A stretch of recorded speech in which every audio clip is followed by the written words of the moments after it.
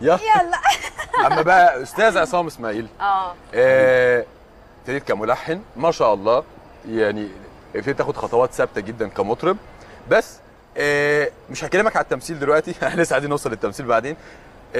هل كمطرب انت اتعاملت مع كذا جهه توزيع وفي جهات انتجت لك ايضا؟ ايوه. استفدت منهم ولا هترجع تاني تنتج لنفسك انت؟ لا هم ضروني ما يفادونيش.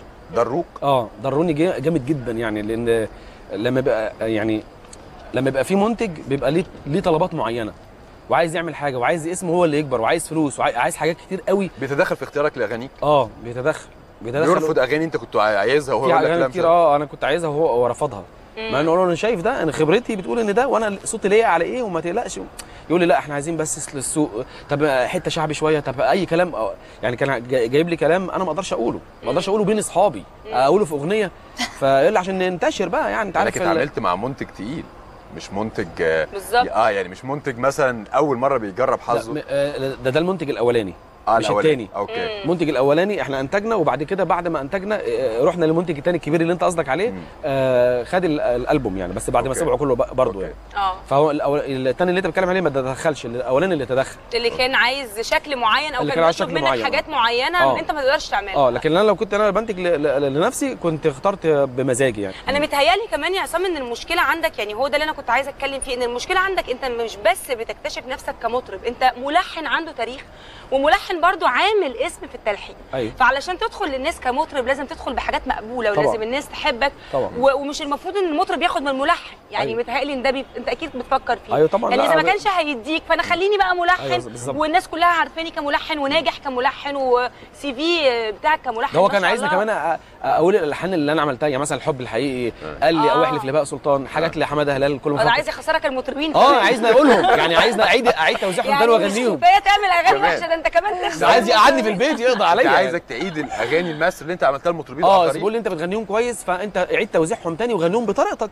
يعني زي ما عبد الوهاب كان بيغني حاجه، ما غنى لام كلثوم وغنى لليلى مراد، عمل الحان فغناها تاني، فانت ايه المانع ان انت تغنيها بشكل توزيع تاني بحاجه مختلفه؟ قلت له لا مش هقدر اعمل كده خلاص. صعب جدا اخسر الناس. اضاف لك المطرب يا عصام، اضاف لك المطرب عصام اسماعيل كملحن، انت ما شاء الله عامل يعني متعامل مع ناس كتير جدا، وهنتكلم عن ده بالتفصيل وهنتكلم عن كل واحد، بس بشكل عام كمطرب هل اضاف لي التمثيل، ان انا بقيت اعرف امثل قدام الناس على الستيج. وقفتي على الستيج، تعاملي مع الناس، كل ده ما كنتش بتعامل مع حد، انا كنت قاعد بشتغل، ما بعملش اي حاجه غير ان انا يجي لي كلام اقعد اشتغل، والاستوديو واروح للمطرب الفلاني، ما بعملش حاجه. لكن الستيج خلاني بقيت اتعامل مع الناس، اعرف اضحك ازاي امتى، واعرف اقول امتى، واعرف اكشر امتى. ده تمثيل، ده اداء تمثيلي عشان الناس فده فادني في التمثيل جامد، فادني الوقفه على الستيج، الحركه، انا برقص كويس وبعمل شو كويس. ما كانتش منمقه ومنظمه. لما ابتديت اشتغل وجبت فرقه معايا بقينا ننظمها، فبقى في شكل كويس في الاداء، فده فادني طبعا. طب ايمن، احنا بنتكلم عن المنتجين وانت لسه بتقولي اهو يا هادي. ايوه. ايه بقى مغامراتك مع المنتجين، وهل يعني نجحت انك تلاقي منتج يعمل لك سبورت عشان تتواجدي في السوق هنا في مصر؟ لا الحمد لله، يعني الفتره دي معايا منتج، معايا استاذ وائل غرياني. هو انتج قبل كده ولا ده اول انتاج ليه؟ هو ده اول انتاج. بس هم يعني حتى ابتدوا يعملوا شغل كويس قوي. يعني دلوقتي شغالين في ألبوم الأستاذ إيهاب توفيق والناس كتير يعني. لا هم بالنسبة للسبورت فهم عاملين لي سبورت كويس قوي ليا، بيشجعوني جدا وناويين يعملوا لي حاجة كويسة قوي قريب. انت عملتي معاهم بس الأغنية السنجل اللي احنا سمعناها؟ يعني بس احنا لسه يعني يعتبر لسه بادئين. ف كمنتجين بقى بتقول الحكايات بتاع كتير. انا من اول ما خرجت من ستار اكاديمي في طبعا ناس كتير، بفوت على ناس كتير قوي منتجين اللي فيهم دماغ عايز يعمل حاجه تهيص والجو ومش عارفه ايه بقى وبتاع، وانا ماليش في الجو ده. يا اما هو بس عايز يعمل حاجات تكسبه هو فلوس، ومش مهم تكسبني انا شعبي، يعني بيبعدني تماما عن ان انا اصلا بغني، يعني انا ما ينفعش اغني شعبي. يعني كل واحد ليه المنتج يهم الفلوس ويهمه شكله نفسه، المطرب مش مهم خالص. ما بفكرش في المطرب، هو ملوش دعوه، هو ليه اللي جاي ايه. انت تتركن على جنب واللي جاي لي انا. اوكي. يعني بيتكلم بالفلوس اكتر ما بيتكلم بالقيمه الفنيه. بالظبط. ما قابلتيش منتج عايز يتجوزك ويقعدك في البيت؟ بس بيعمل ده كتير قوي على فكره. وارد برضه، وارد. لا هو يعني فان ده بتلجلجي كده يبقى اكيد. لا مش شرط. بس عصام عايزه اعرف منك دلوقتي، انت اتعاملت مع مع مطربين كتير جدا طبعا. وانت كملحن الحقيقه قدرت انك تعمل اسم في حاجات كتير جدا، يعني لحنت شعبي ولحنت لهاني شاكر ولحنت لمحمد فؤاد ولحنت الناس كتير جدا كلهم مختلفين، وده ان دل بيدل على انك فعلا شاطر في الجزئيه دي. الحمد لله. انت بتلحن لنفسك؟ كل اغانيك؟ كل اغانيك. بس ما قررتش نفسك غصب عنك؟ يعني في مره من المرات كنا برضو بنتكلم مع ملحن كبير جدا ومع كمان مطرب، لكن بيقولوا اوقات ان الملحن لما يلحن لنفسه وهو مطرب وارد انه يقع في غلطه انه يكرر نفسه. ممكن لوحده. ليه؟ لان انت وانت بتلحن انت بتلحن لهاني شاكر فانت عارف انت بتعمل له ايه، بتلحن لمحمد فؤاد فانت عارف انت بتعمل له ايه، بتلحن لحد تاني فانت عارف انت بتعمل له ايه، لكن انت كله بتلحن لعصام اسماعيل. لا هي برضه غلطه برضه. تكرر نفسك؟ هي غلطه برضه، بس يعني انا ما قررتش، بس هي غلطه. انا ان شاء الله الالبوم الجاي هاخد من ناس ثانيه من ناس ثانيه بقى. لازم عشان اشوف فكر جديد وحاجات جديده والفاظ جديده، فلازم اخد من ناس كتير، لان انا مش عايز اكرر التجربه دي. مع ان طبعا انا كان ليا شرف ان الاستاذ الكبير قوي محمد الحلو قال لي مره ان انا عمري ما كنت اخد من ملحن واحد، انت الوحيد القادر انك تعمل لي كل الشريط كامل مش مختلف. فقال لي انت اثبت لي ان انت ممكن تعمل الاختلاف، لان انا مجنون. يعني النهارده والله بجد يعني ايه، يعني النهارده تلاقيني قاعد رومانسي جدا وساكت وهادي، تقولي ايه ده، ايه الطيبه دي؟ مش ممكن الهدوء. تاني يوم وممكن بعدها بساعه بني ادم تاني خلاص هشقلب على، والله العظيم ساعات بشقلب على الحيطه كده وانا مجنون. يعني فالنهارده عملت لحن، يعني انا مخصص مثلا ايه، انزل النهارده مودي ايه، مودي شعبي، هتاني اسمع في اغاني شعبي بقى، سيجاره بني وخضراء وصفراء والمولد والحاجات دي. تاني يوم هتلاقيني مع عمرو، ثالث يوم اغاني اجنبي، رابع يوم خليجي، ما اعرفش اللي بيطلق كل يوم بمود، كل يوم بمود. فده اداني اثبت على المود ده عشان نروح لفاصل ونرجع تاني. اوعى انا هشقلب في الفاصل، خليك في المود. هشقلب في الفاصل، طلعنا فاصل يا ريت لو سمحت. بس اهو فاصل الشقلب بالظبط كده، نرجع مره ثانيه.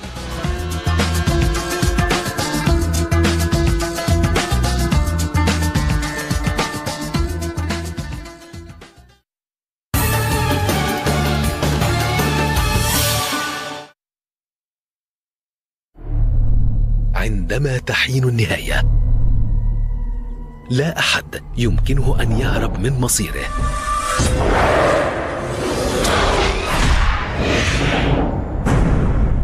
بين أحضان الموت تولد الحياة.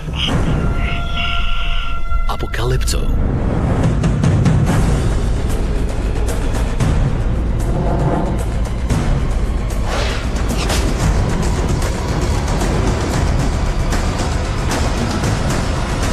الفيلم الذي رشح إلى 3 جوائز أوسكار، أبوكاليبتو، على نايل لايف.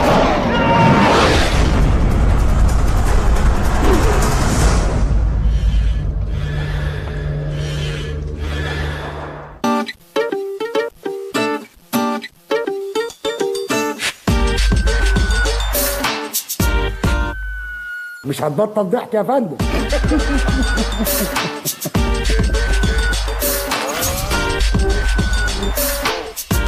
ايه ده؟ قمح بس. دي داخله دي. ده انا لو شفتك انت عارف شكلك بتتكرر، ما يصحش كده. ايوه كده يا وديع، ربنا يستر.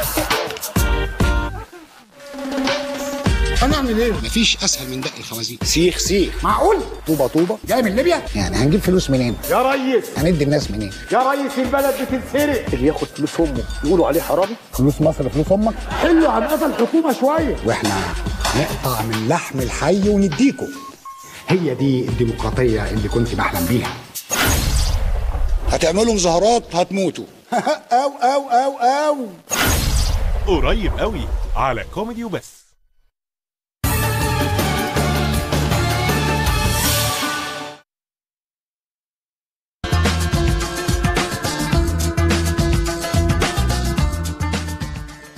ولسه مكملين مع حضراتكم آية ليل مع المطرب والملحن عصام اسماعيل، والوجه الشاب اللي ليه مستقبل ما شاء الله هيكون سابقه بكتير، آية عبد الرؤوف.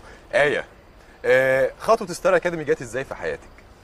خطوة ستار اكاديمي جت من طبعا من اول سيزون انا بتابعه. من اول ما حاولتي قبل كده وما لا نجحتيش؟ بس كان دايما متابعاه من اول ما ابتدى. وطبعا انت عارف ستار اكاديمي اي حد بيغني. بس ممكن اوقفك على حاجه، انا اسف، انت بتغني في الاوبرا. ايوه. ايه لازمه ستار اكاديمي وانت بتغني في الاوبرا المصريه؟ يعني ده سؤال برضه انا عايز افهمه يعني. عشان الاوبرا ما بتاكلش عيش. عارف لا هي بص مش كده. هو انا بغني في الاوبرا لان الاوبرا علمتني ازاي بجد اغني، ازاي اقف على مسرح بجد قدام ناس وجمهور كبير وكده. بس ستار اكاديمي فرصه كبيره انك تتعرف لكل الناس، يعني مش في مصر بس، على يعني مستوى في الوطن السعوديه العربي في كله. الكويت، يعني انت اخدها كانتشار بالظبط، مش اكاديمي يعني هيدي اكاديمي لا. اكاديمي ما فيش يعني. انت جوه يعني اللي بتتعلمه ممكن تتعلمه في الاوبرا، ممكن تتعلمه في المعهد، ممكن تتعلمه بس اي حد بيدخل الاكاديمي كانتشار. اكاديمي دي انتشار وانتشار واسع كمان. بس في ناس كتير كانت بتقول ان هي فعلا استفادت من ستار اكاديمي على فكره. يعني في ناس استفادت مش بس على مستوى الغنى، لان هم زي ما كنا بنقول في الاول هم مش بس بيركزوا في الصوت، هم بيركزوا في حاجات كتير قوي، بيركزوا في التمثيل، بيركزوا في الصوت، بيركزوا في البادي لانجوج، بيركزوا في شكلك على المسرح، يعني في استعراضاتك. ممكن مختلف معاكي في كلامك، بيركزوا في حاجات كتير جدا. احنا لقينا اي حد فاز بستار اكاديمي بقى نجم غير لو هو اشتغل على نفسه. هل ستار اكاديمي كملت بس على فكره ده طبيعي في اي حاجه يا تامر. هو البني ادم في اي حاجه لو اتحط فيها وما اشتغلش على نفسه مش هيوصل لحاجه. بس انا معاكي في دي. بس ما بيفرضوش المجال، ما بيعملوش وهي دي المشكله الكبيره يعني. يعني محمد عطيه مثلا لما كان هو اللي صرف على نفسه بعد كده. محمد